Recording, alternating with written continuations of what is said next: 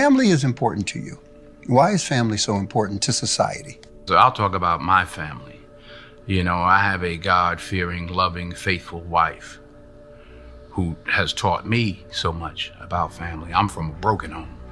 Seeing her consistency in really running the household while I'm out hunting and understanding the importance of family. And, you know, I protect her, I love her, and I provide for her.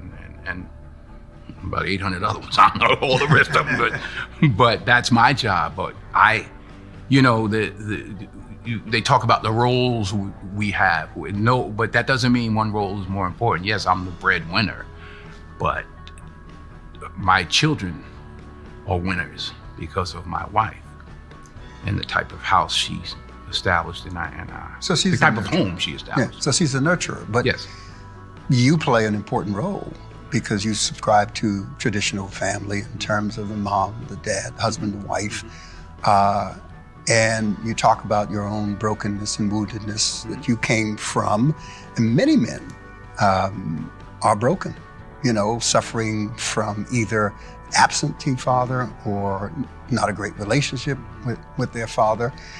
And there are many men, tens of thousands of men who are going to be watching this who look at you and the work that you've done in films, and you become a hero, and heroes are important to us. They elevate us, they inspire us, they give us hope.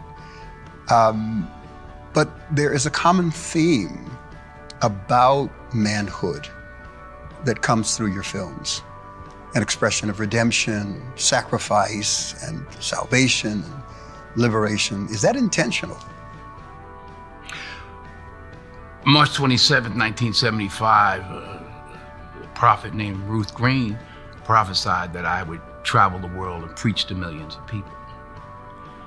I was flunking out of, I had flunked out of college. I was in my mother's beauty shop and she kept looking at me in the mirror. And every time I looked up, she was looking at me. So she wrote it down. I still have a piece of paper. I've told this story before. She didn't say you're gonna be an actor. She didn't say you're gonna make, movies, you're gonna make $millions and all that.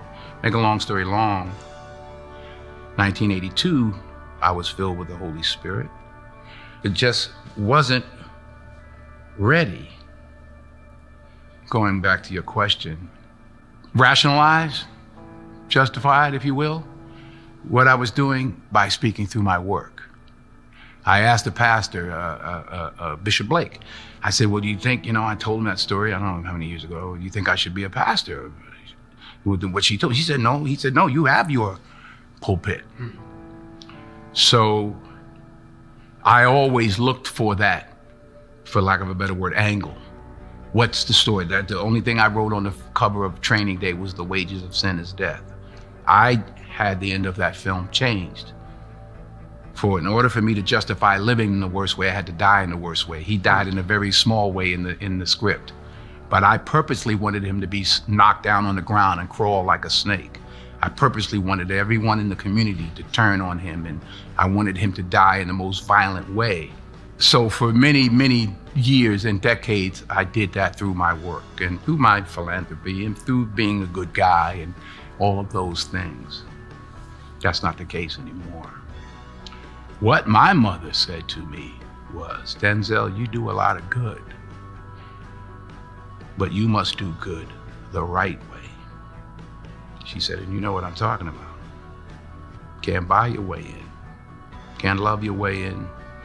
You gotta serve. You gotta do good the right way. So at 66, getting ready to be 67, having just buried my mother, I made a promise to her and to God to do, not just to do good the right way, but to honor my mother and my father by the way I live my life the rest of my days on this earth. I'm here to serve, to help, to provide. In every prayer, the ego's interesting, you just don't know. But in every prayer, all I hear is feed my sheep.